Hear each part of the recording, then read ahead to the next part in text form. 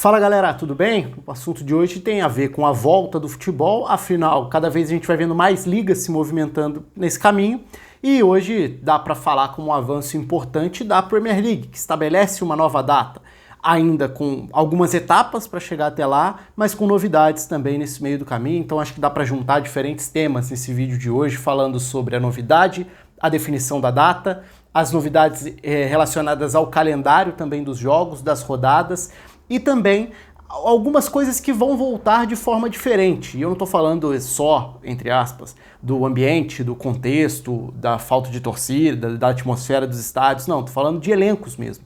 De que forma esse período, essa pausa, esses 3 meses aí sem Premier League, geram transformações dentro dos elencos. Convido você a se inscrever aqui no canal, só clicar aqui embaixo, ativa aí o sininho da notificação, deixa a curtida no vídeo também, sempre importante. E claro, o seu comentário aí embaixo. Quem que você acha que pode, nessa volta da Premier League, e aí a gente começa do começo, né? A Premier League definiu o dia 17 de junho como o dia da volta, então alguns dos jogos atrasados vão ser realizados ali, depois, a partir do fim de semana seguinte, as rodadas sendo realizadas também.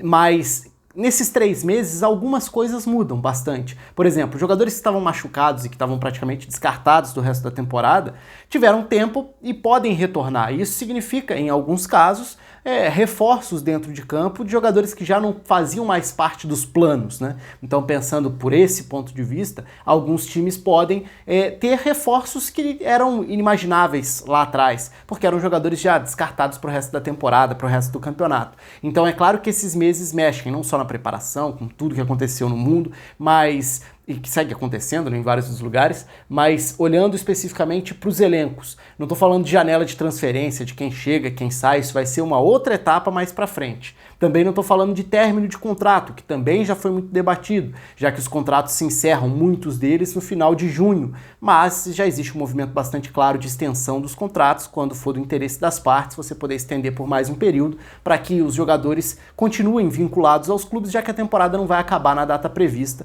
então isso já está bem resolvido. Acho que a questão aqui é outra, é de que forma essa pausa mexeu nos elencos. Então vamos lá.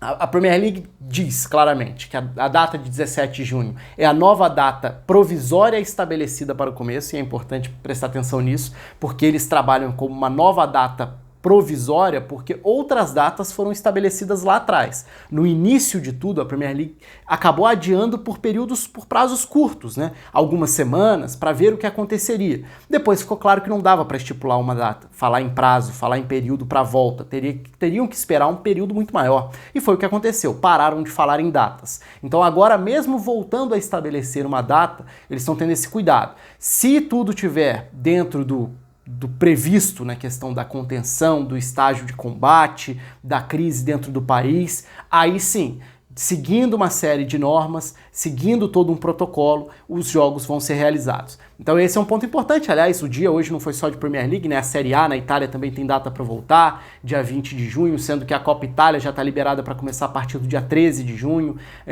Na Turquia o campeonato também para voltar a partir do dia 12. Na Major League Soccer, alguns dos treinamentos ainda num primeiro estágio, ainda sem permitir contato físico, treinamentos com grupos pequenos, reduzidos, passam a ser permitidos também. Então aos poucos a gente vai vendo movimentações. É claro que isso também é muito alavancado pelo início até aqui bem administrado da Alemanha, como primeira grande liga europeia, a puxar isso, e outras aos poucos vão correndo atrás. Claro, cada país tem a sua particularidade, por exemplo, Portugal também já está com data para voltar, também volta agora em junho, e aos poucos cada liga vai seguindo o seu caminho. Então esse é um ponto. De que forma a liga vai voltar, isso a gente vai ter que esperar para ver se será de fato viável dentro dessa data, sabendo que existe muita pressão por aspectos econômicos, por questões financeiras mesmo, pelo que seria o prejuízo econômico de não realizar a temporada até o fim, falando também na questão de direitos de TV, e aí tem um peso muito grande para os cofres, né, porque o prejuízo seria bilionário, então existe sim essa pressão para que a temporada termine, e até para evitar as discussões que aconteceriam no caso da temporada ser encerrada antes da hora, né? Porque fica aquela coisa do o que é mais justo? Todo mundo vai aceitar? Todo mundo vai concordar? Então tudo isso faz parte desse contexto. Algumas novidades, né? Dentro desse documento que foi divulgado pela Premier League, a Premier League fala até pela novidade, e aí isso pode até parecer estranho pra gente no Brasil, porque a gente está acostumado a ter todos os jogos do Campeonato Brasileiro disponíveis para assistir, mas no Reino Unido não são todos os jogos da Premier League que são disponibilizados para TV, não. E, inclusive, dependendo do horário, eles não são transmitidos, né? Tem um horário do sábado lá que não tem transmissão, tem algumas questões aí que fazem parte da questão de televisão, de transmissões esportivas na Inglaterra. Como não vai ter gente no estádio, eles mudaram isso, obviamente, para que todos os jogos tenham transmissão dentro do Reino Unido. Então, para o resto do mundo, todos os jogos já eram disponibilizados, transmitidos ou não para cada país, mas eles já eram disponibilizados, ou quase todos, pela agência que vende os direitos de transmissão. Mas essa é uma novidade e com ela vem uma outra segunda novidade, que é a mudança dos horários. E para quem gosta de jogos, de ter um jogo atrás do outro, de fazer aquela maratona, isso acaba trazendo algumas novidades interessantes, porque agora a Premier League passa a ter rodada dupla nas rodadas de meio de semana. Então, quando a rodada for realizada ali, terça, quarta e quinta, a Premier League vai ter 2 horários diferentes e não são aqueles horários encavalados como a gente estava acostumado a ver. Muitas vezes a rodada era toda terça e quarta, sendo que um jogo começava às 4 e o outro começava às 3h45, por exemplo. Não vai ser o caso agora. Agora vão ser 2 faixas de horário por dia no meio da semana, sendo umas 2 e outras 4, pegando o horário de Brasília com o fuso atual, só para deixar claro. E no fim de semana também aumentam o número de horários disponíveis, com a entrada de um 4º horário para o domingo. Então agora tem jogo da Premier League, ou poderá ter jogo da Premier League, até às 3 da tarde no domingo, começando às 3 da tarde no horário de Brasília no domingo. São algumas das novidades. Enfim, isso relacionado ao anúncio da volta do campeonato. O outro tema que eu puxei é de que forma esses 3 meses mexem nos elencos das equipes. E aí eu peguei uma matéria até que já foi divulgada em alguns sites diferentes na Inglaterra. Hoje eu estava dando uma olhada até no balanço que o Mirror fez na Inglaterra de todos os jogadores que começaram essa pausa lesionados e quais estão disponíveis, quais já voltaram aos treinos normais, quais estão voltando e poderão ficar disponíveis. E isso traz novidades, sim, né? Porque alguns desses jogadores estavam fora da temporada, pelo menos o que todo mundo imaginava. E aí eu separei alguns que podem representar um salto de qualidade para suas equipes. Vou citar alguns deles agora aqui. David Brooks no Bournemouth, um jogador que tem sofrido muito com as lesões e que já está há muito tempo parado, inclusive, mas antes da lesão vivia das lesões, porque são umas 3 seguidas graves, mas antes de tudo isso ele vivia um momento muito bom como um dos melhores jogadores jovens da Premier League. Então é um jogador que, se conseguir retornar e tiver continuidade, pode dar um salto de qualidade relevante dentro do Bournemouth. Olhando para o Crystal Palace, Van Aanholt e Sakho, 2 jogadores importantes para a linha de defesa, né? Um no centro da zaga, o outro na lateral esquerda. O Alisson no Liverpool, recuperado também de lesão. Olhando para o Manchester City, Sané e Laporte, aí vamos ver em que condições, né? O Sané parado há muito tempo, tem a questão também do risco que é o retorno, você corre o risco de novas lesões, isso vai acontecer até porque a gente tem visto já os campeonatos voltando sem que o treinamento tenha sido no melhor estágio de intensidade, de ritmo, de exigência física, então isso pode cobrar um preço em determinado momento, com novas lesões, principalmente para quem já estava parado há mais tempo. O Laporte é um que tem um histórico grande de lesões, mas que é um jogador importantíssimo quando está à disposição no Manchester City. Olhando para o Manchester United, também uma dupla importantíssima, né? Pogba, parado há muito tempo já, e o Rashford, que é um dos jogadores mais importantes do Manchester United. Então ter o Rashford de volta significa um salto muito importante na questão de poder de fogo, de qualidade no ataque. O Pogba não dá para saber até que ponto hoje é uma opção confiável dentro do Manchester United, por já estar há tanto tempo nesse vai e volta, fica ou sai, fica disponível ou não fica.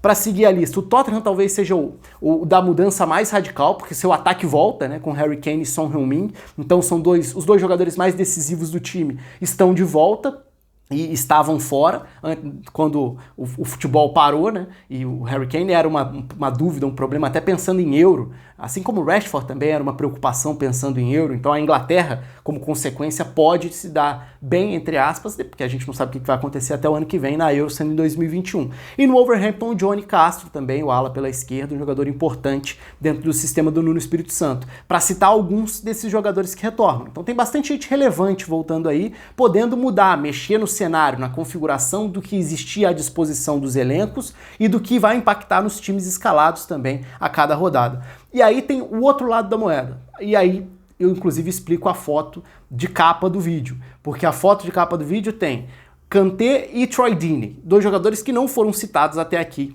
porque são jogadores que abrem uma outra reflexão, que é a do outro caminho. Eu tô falando de jogadores que viram reforços, jogadores que os clubes já provavelmente nem contavam com eles para a conclusão da temporada 2019-2020, eles voltam e serão muito bem-vindos, certamente. Mas Kanté e Troy Deeney trazem agora um questionamento sobre até que ponto e quantas não são as histórias que não são públicas, que não são divulgadas, mas de jogadores que serão afetados por essa nova realidade também. Por quê? No caso do Kanté, um jogador importantíssimo, campeão inglês com Leicester, campeão inglês com Chelsea, um dos principais jogadores da função no futebol mundial, reconhecido, campeão do mundo com a França, o Kanté já manifestou toda a sua preocupação com a volta aos treinos. Isso porque ele tem um histórico, ele perdeu um irmão por um problema cardíaco em 2018, ele chegou a desmaiar num centro de treinamento do Chelsea também lá em 2018, depois passou por uma série de exames para ver se tinha algum problema cardíaco também, nada foi constatado, mas ele já falou que não se sente seguro e o Lampard já mostrou total compreensão em relação a isso, o Chelsea também. Hoje, até coincidentemente, o The Athletic tem uma matéria sobre isso, sobre o Kanté, falando que ele já está agora voltando, pelo menos a ir aos treinos, ainda que distante do resto dos jogadores, mas existe uma preocupação ali. Ele não se sente seguro com a possibilidade de voltar a treinar e com o risco de contágio, sabendo que ele pode ser uma pessoa fazendo parte do grupo de risco, por exemplo. Então, isso é algo relevante, porque a gente nem sempre leva em consideração esse lado mais humano, fora de campo dos atletas. E o outro caso é do Troy Deeney, capitão do Watford, que também foi manchete na última semana, porque o Watford foi o centro dos casos confirmados, dos casos positivos naquela leva de testes. É bom lembrar que a Premier League vai fazer 2 testes semanais, já está fazendo, inclusive, dentro desse novo protocolo. E o Troy Deeney já se manifestava antes mesmo disso, de forma contrária à volta dos treinos normais, com contato físico. E ele fala que ele tem em casa um filho, um bebê de 5 meses com problemas respiratórios. Ele não quer correr o risco de levar para casa a doença.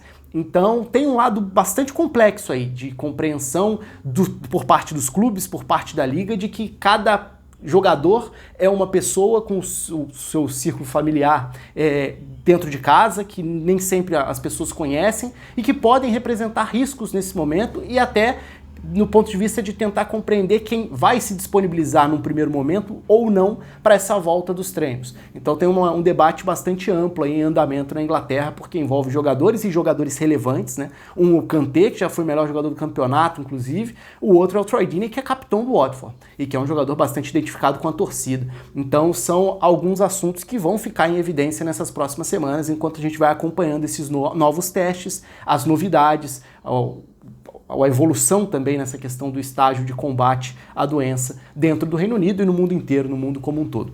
Quero saber de vocês aí a opinião em relação a esses jogadores que podem virar desfalques. Já se falou até da possibilidade do Kanté não jogar até o fim da temporada. Não se sabe se isso é verdade, se isso vai acontecer ou não, mas caso aconteça, dá para compreender tranquilamente, porque ele está colocando em primeiro lugar a segurança dele, a saúde dele. Da mesma forma, o Troy Deeney, totalmente compreensível o motivo para ele não se sentir seguro para voltar a treinar nesse momento, mas quero saber as opiniões de vocês e também sobre os elencos, desses reforços, desses jogadores que voltam depois do período de inatividade, não pela pausa do campeonato, e sim pela recuperação das lesões. Qual clube pode ter reforços mais relevantes nessa volta para a Premier League? Tenho certeza que tem muita gente comemorando o retorno do futebol, porque estava muita gente sentindo muita falta, por mais que a Bundesliga já tenha voltado, outros campeonatos também voltem aos poucos, a Premier League é sempre um dos mais badalados, então quero saber a opinião de vocês. Um abraço e até a próxima.